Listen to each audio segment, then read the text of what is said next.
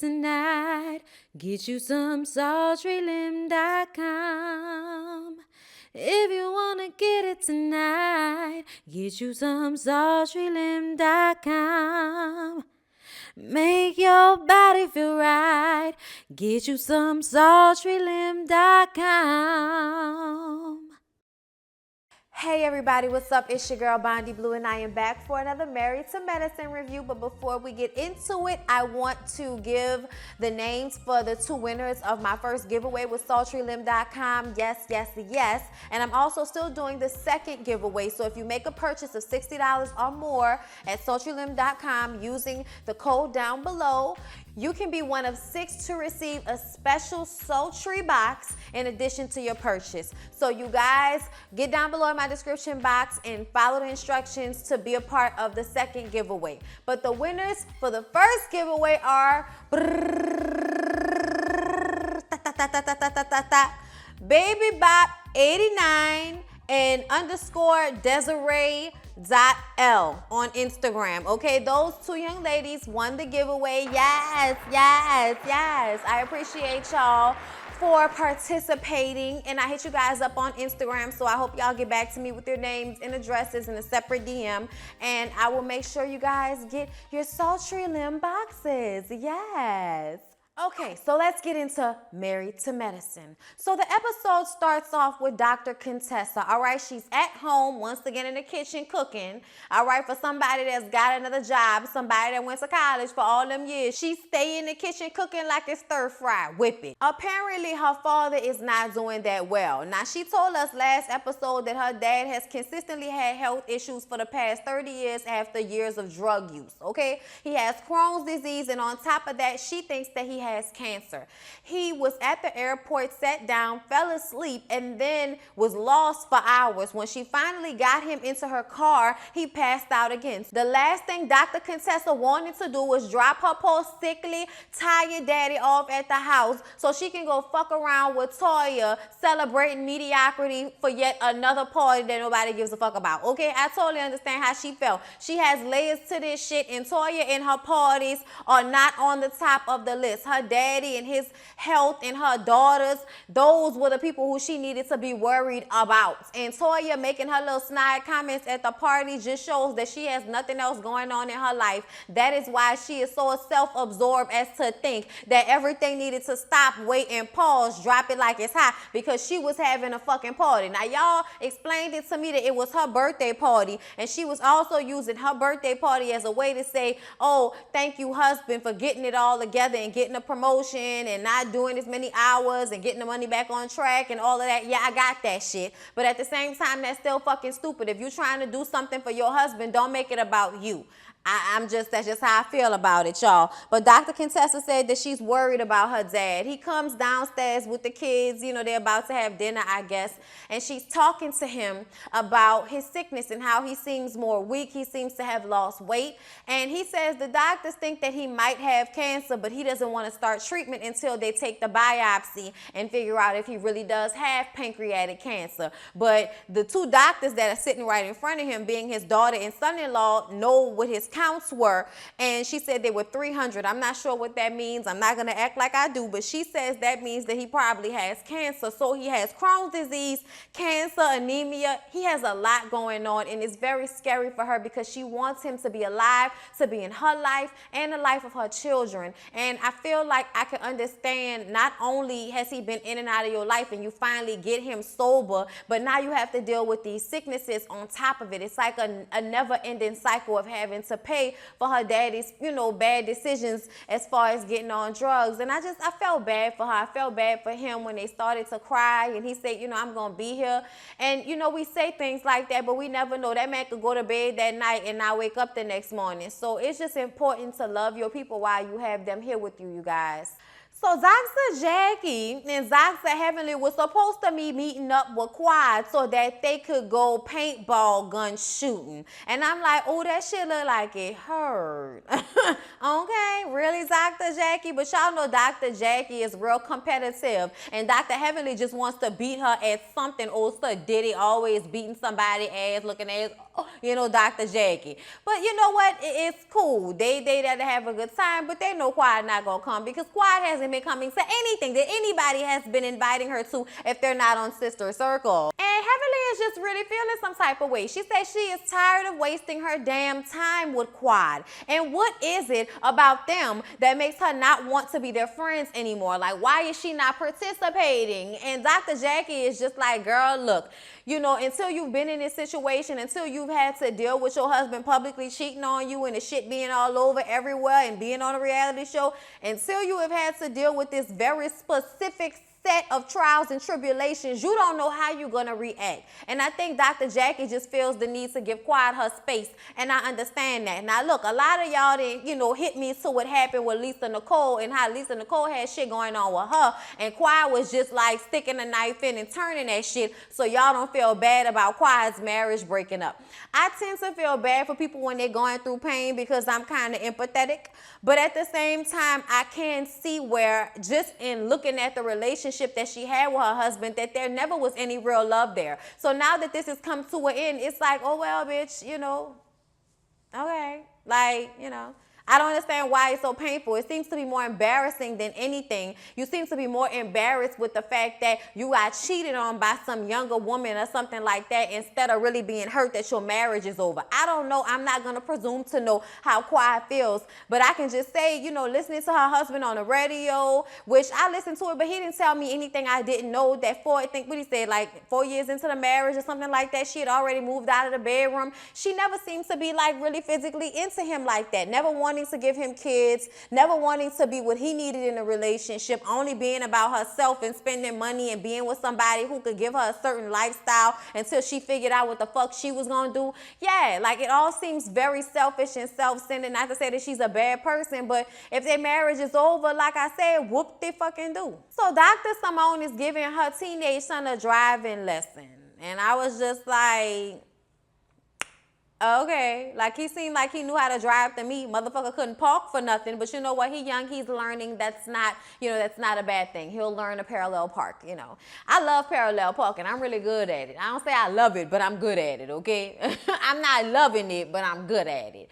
Anyway, so after they have a conversation in the kitchen, and Michael seems to be her more sensitive son, and he's been there every day while she and Cecil have been going through the breakdown of their marriage, and he's happy that they've decided to stick it in there and work it out, but at the same time, he had to deal with them breaking up. He had to deal with them coming to his games and sitting separately, and that really upset him, and he just wants them to work it out, and it's obvious that it really was traumatic for him to see his parents break up like that. And you know, I'm sure everything was out there in the open for him to find out online, and they all on a reality show.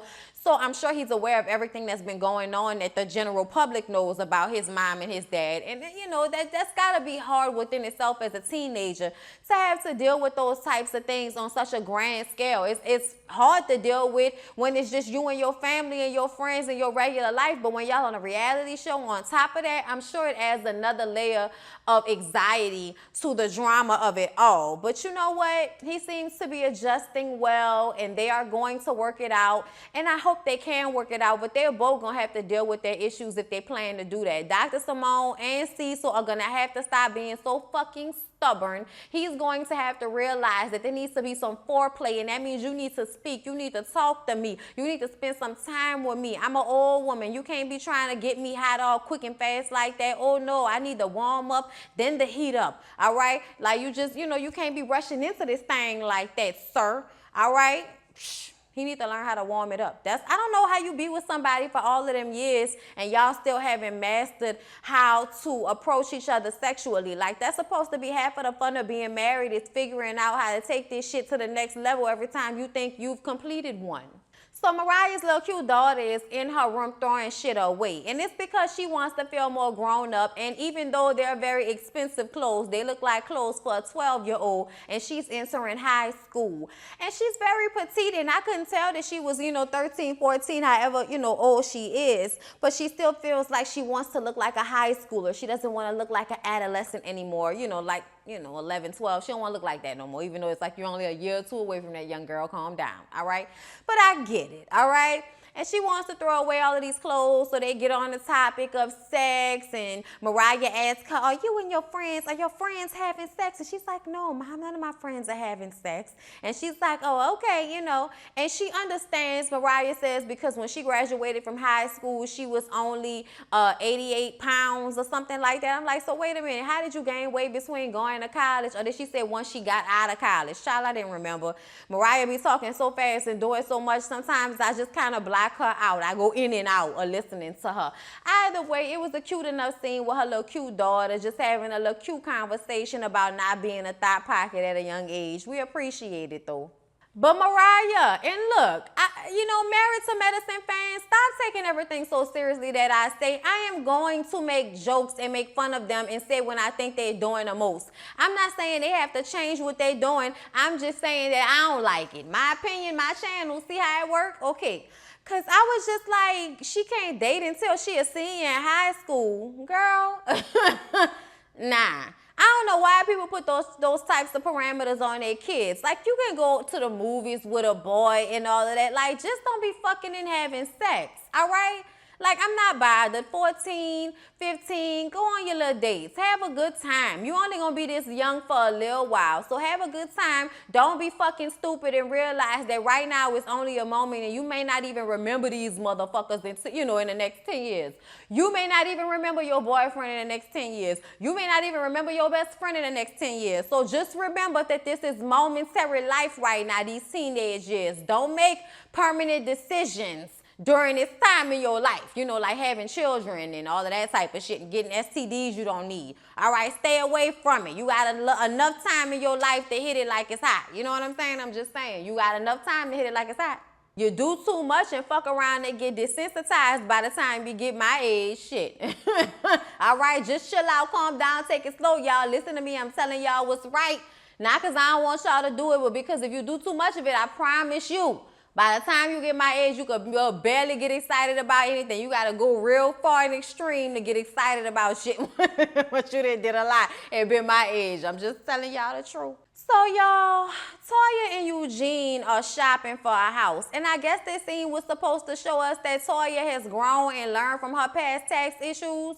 Because they looking at this house and it is beautiful. Beautiful pool, 6 bedrooms, basement apartment, little fireplaces everywhere, a nook in the master bedroom, separate his and her closets, the fucking dream, okay? But the house is $2.9 million, which is $900,000, almost $1 million over their budget. And Eugene brought her there because he wanted her to realize how much it really was gonna cost to live in the area and get all that they wanted out of the house. I'm like, what you think, you property brothers? Like, what you think is HGTV? Like, she was like, no. She was like, I think that you came here because you want this house, and no, we need to stay under budget, Mr. Eugene. You doing the most. This cute, but this not gonna work, Miss Lady. We need to find something that's within the budget. Thank you. Good night. I was like, okay, Toya, I feel you, but at the same time, like, what's wrong with the house y'all living in right now? Never mind, you got to get what you want out of life. Because I'm going to tell y'all, ain't nothing wrong with this house, and I'm probably going to try to redo and trick the fuck out this house, but if I don't get a chance to, I will be going on to bigger and better things, because I need like one of them big-ass tubs that's separate from the shower. I need that in my life, and I don't have that right now, and I need that. You know what I'm saying? So I get it. But I'm just side-eyeing them like, yeah, but you just got out of that. Won't you chill the fuck out? Like, so Heavenly decided to invite all the ladies over to her house for a crab boil in an attempt to get them to be real sisterly with one another. And Quali's supposed to be there, but she's late. Dr. Jackie is at the hospital, and Heavenly is kind of pissed off because she don't know if they're going to come. Everybody is already at the table with heavy beef, all right? Because Mariah and Dr. Heavenly, they cool, but it ain't real cool, all right? Bitch, it's cold, all right? It's slightly lukewarm, but it ain't what it need to be for me to be inviting bitches to my house for crab boils. I'm just saying, like, we couldn't be, talking about my husband cheating on me and then I'm inviting you and hugging you and welcoming you into my home and shit like that. Dr. Simone, why you had $100 bills in your shoes? What kind of cat daddy 1970s pimp shit was that? I'm not mad, but what the fuck? Yeah, everybody's over quiet and how she's been ignoring their phone calls and text messages and staying to herself, and they understand that she's going through something, but damn bitch, we all going through something, and we was all still in each other's lives when Dr. Jackie's life was imploding, when Dr. Simone's life was imploding, when Toya's life was imploding from the IRS, we was all still friends, bitch, so we don't give a fuck that your life is imploding. We need you to still be a part of the clique, okay? And I understand how they feel. I also understand that Quiet doesn't want to be judged, but seeing as though she's been judged so much, it seems like a real, scary bitch thing to do, to run and hide, because you don't want to have to deal with what you've done to other people happening to you in your time of pain. But you reap what you sow, ho. You reap what you sow. Dr. Contessa felt that this was the time to get into it with Toya, so to speak. And it was really Mariah being messy, like, yeah, girl, I called you, but Toya told me she felt some type of way about you not being at her party. And Contessa says that the last thing she wanted to do, like we've said before, is drop her daddy off to go, play around with Toya on some bullshit. And Toya wasn't there yet. So Mariah was like, yeah, don't say it like that when she get here. And Toya gets there, and Toya don't give a fuck. She don't even want to talk about it. She reverts to what she always does when she has an issue. When she really has to be confronted with it, she rather act like she don't give a fuck. She was like, girl, she don't care about me. Okay, she do not care, so let's just go ahead and move on like Maya. We ain't even got to worry about this. And I'm like, I hope we don't, because Toya, at the end of the day, whether she cared or not, you was wrong as fuck for the way you handled that. Her husband was there. She sent somebody on her behalf, and he told you what the issue was. Why did she need to call you? So then they all start talking about Quiet and how they don't think she's gonna come. And Dr. Contessa is the only one that feels like everybody is kind of going too hard on Quiet right now. And they need to just give her space to be where she at right now. And that's when Quiet comes walking in. And here we are. This is the scene we saw at the beginning of the season. So Quiet says hey to everybody and sits down. And Simone's like, all right, girl, catch us up. What's been going on? And she's like, well, what do you mean?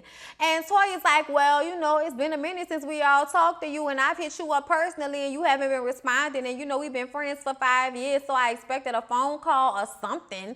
And Quiet is like, look, I have a lot going on. I have a lot going on. And everybody's like, they have a lot going on. And when Toya made the comment about her not receiving a phone call, that's when Dr. Contessa was like, oh, so there's a double standard, because I didn't get a phone call from you when I was going through this with my dad. All you care about is your party, but you ain't care about what's going on with me and my father.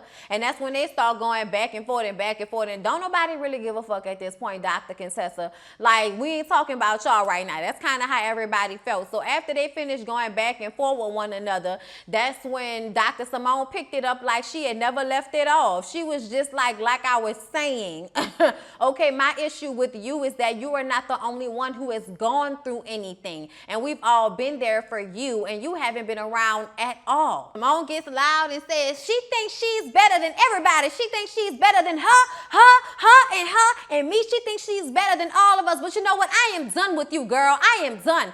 And Quiet is just like, okay.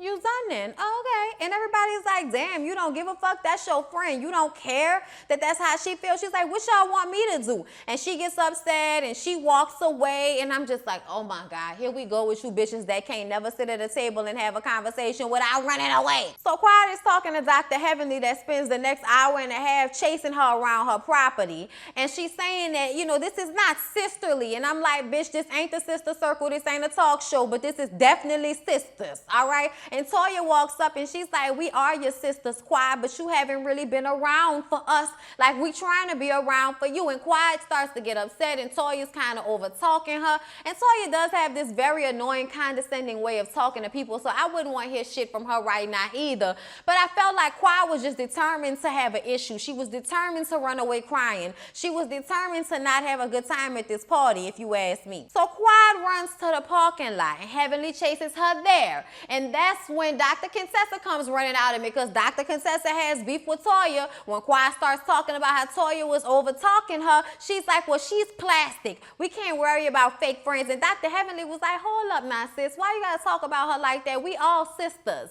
And I'm like, bitch, apparently not. Child, it looked like to me that Dr. Contessa really don't like Toya, bitch. I mean, she really don't like her. And I can see why. That bitch work on my nerves. So while Dr. Contessa and Quiet and all of them are out in a parking lot talking. This is when Mariah peeps that Quad left her purse on the table. So being nosy, she go run out there to give her the purse. She's like, hey girl, you left your purse. And she's like, can you put it in there for me, please?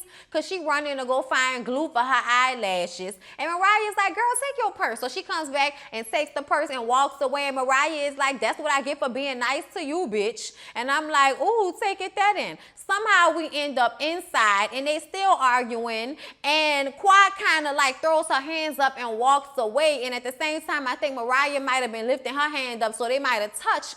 But you know, then when she walked off, Mariah kind of hits at her a little bit as if she felt like Quad hit her first. And Quad was like, girl, don't do it, because you know I didn't put my hands on you. Don't do it. And Dr. Heavenly gets in between them. And then Lord, Mariah and Quad go into the bathroom, and she's trying to put, girl, it wasn't a bathroom. It looked like it was a whole hair salon in there. But she putting on her eyelash, and Mariah's trying to talk to her. And once again, she's saying that this is not sisterly. When she says that this is not sisterly, that pisses Dr. Heavenly off, because she like, girl, I've been chasing you up and around my house all day, and you gonna say it's not sisterly? I did all of this so we could come together and talk and be there for you and be there for one another, and you gonna say this is not sisterly? Okay, she was very upset. She was like, you know what? I'm done with you, Quiet. You can kiss my ass.